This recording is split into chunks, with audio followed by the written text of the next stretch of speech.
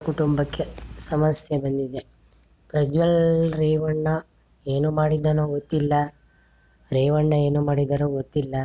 ಜನ ಸುಳ್ಳು ಹೇಳುತ್ತಾರೋ ನಿಜ ಹೇಳುತ್ತಾರೋ ಒಟ್ಟ ಪಾಪ ದೇವೇಗೌಡರಿಗೆ ಈ ವಯಸ್ಸಲ್ಲಿ ಇವನ್ನೆಲ್ಲ ನೋಡುವಂಥ ದುರ್ಭಾಗ್ಯ ಬಂದಿದೆ. ಇದನ್ನೇ ಈ ಕಾಂಗ್ರೆಸ್ಸಿನವರು ಬಳಸಿಕೊಂಡು ಆಟವಾಡುತ್ತಿದ್ದಾರೆ.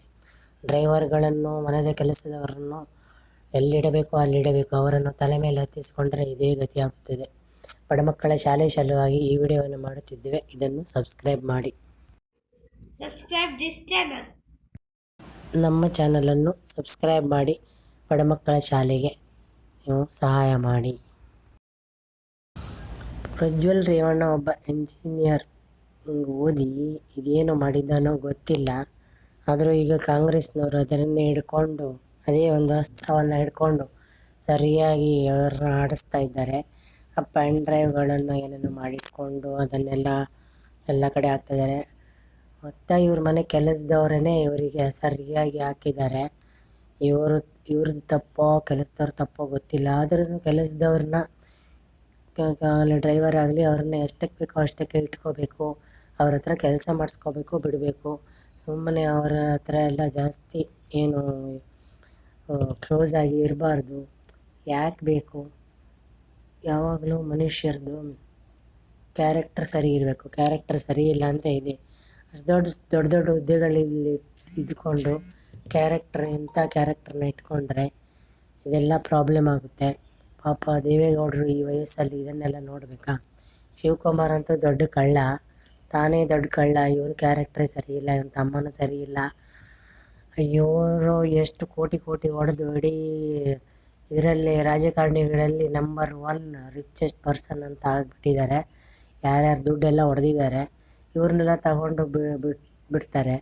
ಇವಾಗ ಇವರು ದೊಡ್ಡದಾಗಿ ಎಲ್ಲ ಅವ್ರು ಹಂಗೆ ಮಾಡಿದ್ದಾರೆ, ಅವ್ರನ್ನ ಅರೆಸ್ಟ್ ಮಾಡೋಕೆ ಇವ್ರನ್ನ ಅರೆಸ್ಟ್ ಒಂದ್ಸಲ ಜೈಲಿಗೆ ಹೋಗಿ ಬಂದಿದ್ದಾನೆ. ಈಗ ನೆಕ್ಸ್ಟ್ ಪಕ್ಕಾ ಫಿಕ್ಸ್ ಆಗ್ತಾರೆ. ಈ ಶಿವಕುಮಾರ್ನ ಮತ್ತೆ ತಗೊಂಡೋಗಿ ಹಾಕ್ತಾರೆ. ಈ ಥರ ಈ ಶಿವಕುಮಾರ್ನಂಥವ್ರನ್ನ ಎಲ್ಲ ಕಳ್ಳ ದುಡ್ಡೆಲ್ಲ ತೆಗೆದು ಅದನ್ನೆಲ್ಲ ಸರ್ಕಾರ ತಗೊಂಡು ಈ ಕರ್ನಾಟಕದಲ್ಲಿ ನೀರಿಲ್ಲ ಅಂತ ಸಾಯ್ತಾ ಇದ್ದಾರೆ.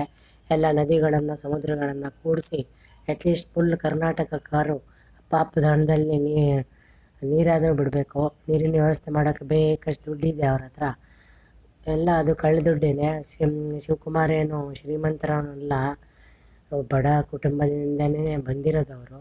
ಆದರೆ ಇಷ್ಟು ಶಾರ್ಟ್ ಪೀರಿಯಡಲ್ಲಿ ಅಷ್ಟೊಂದು ಕೋಟಿ ದುಡ್ಡುಗಳನ್ನು ಮಾಡಿದ್ದಾರೆ.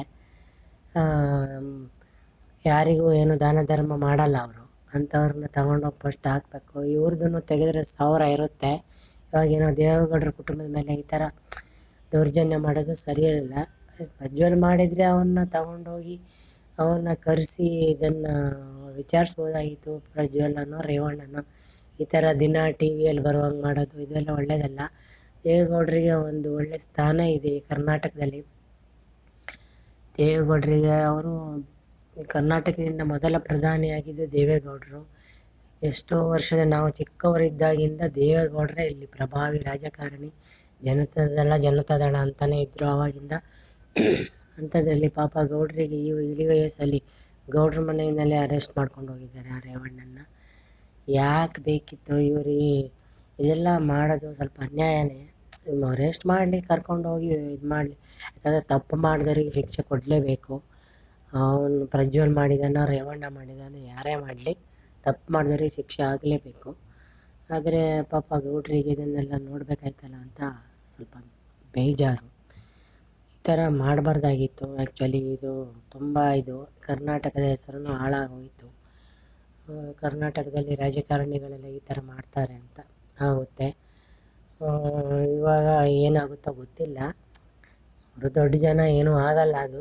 ಆದರೂ ಇದು ಮರ್ಯಾದೆ ಪ್ರಶ್ನೆ. ಮರ್ಯಾದೆ ಹೋಯಿತು. ಗೌಡ್ರು ಇಷ್ಟು ವರ್ಷ ಅವ್ರು ಬೆಳೆಸ್ಕೊಂಡು ಬಂದಿದಂಥ ಮರ್ಯಾದೆನ ಈ ಮಕ್ಕಳು ಮೊಮ್ಮಕ್ಕಳು ತೆಗೆದುಬಿಟ್ರು ಅಂತ ಆಗುತ್ತೆ. ಅವನು ಪ್ರಜ್ವಲ್ ಮಾಡಿದ್ದಾನೋ ಅಥವಾ ಡ್ರೈವರೇ ಮಾಡಿಬಿಟ್ಟು ಏನೇನೋ ಮಾಡ್ತಾ ಇದ್ದಾರೋ, ಅಥವಾ ಇವಾಗೆಲ್ಲ ಎಡಿಟಿಂಗು ಎಲ್ಲ ಇದೆ. ಸುಳ್ಳು ಸ್ವಲ್ಪ ಮಾಡ್ಬೋದು. ಆ್ಯಕ್ಚುಲಿ ಈ ಥರ ಫೋಟೋಗ್ರಫಿ, ಎಡಿಟಿಂಗು ಇದೆಲ್ಲ ಮಾಡುವವರು ಅದನ್ನು ಮಾಡ್ತಾರೆ. ಯಾರ್ದಾರ್ದೋ ಮುಖ ತೆಗೆದು ಯಾರ್ಯಾರ್ದೋ ಮುಖ ಹಾಕಿ ಅವೆಲ್ಲ ಮಾಡ್ಬೋದು. ಅದೇನು ದೊಡ್ಡ ವಿಷಯ ಅಲ್ಲ. ಆದರೆ ಅದನ್ನೆಲ್ಲ ತನಿಖೆ ಮಾಡಬೇಕು. ಆದರೂ ದೇವೇಗೌಡರ ಕುಟುಂಬದ ತೇಜೋವಧೆ ಮಾಡ್ತಾ ಇದ್ದಾರೆ ಅಂತ ಅನ್ನಿಸ್ತಾ ಇದೆ. ಕಾಂಗ್ರೆಸ್ನವರಂತೂ ಜಾಸ್ತಿ ಕುಣಿತಾ ಇದ್ದಾರೆ. ಕಾಂಗ್ರೆಸ್ ನಾಯಕರೇ ದೊಡ್ಡ ದೊಡ್ಡ ಕಳ್ಳರುಗಳಿದ್ದಾರೆ. ಯಾವ ಕ್ಯಾರೆಕ್ಟ್ರು 80% ಕಾಂಗ್ರೆಸ್ ನಾಯಕರ ಕ್ಯಾರೆಕ್ಟ್ರು ಸರಿ ಇಲ್ಲ, ಕಳ್ಳರು ಇದ್ದಾರೆ. ಅವ್ರನ್ನ ಹಿಡಿಯೋದು ಬಿಟ್ಬಿಟ್ಟು ಈ ದೇವೇಗೌಡರ ಮಕ್ಕಳಿಂದ ಬಿದ್ದಿದ್ದಾರೆ. ದೇವೇಗೌಡರು ಪಾಪ ಇಷ್ಟು ವರ್ಷದಿಂದ ಅವರು ಘನತೆಯನ್ನು ಕಾಪಾಡಿ ಈಗ ಇಷ್ಟು ವಯಸ್ಸಾಗಿ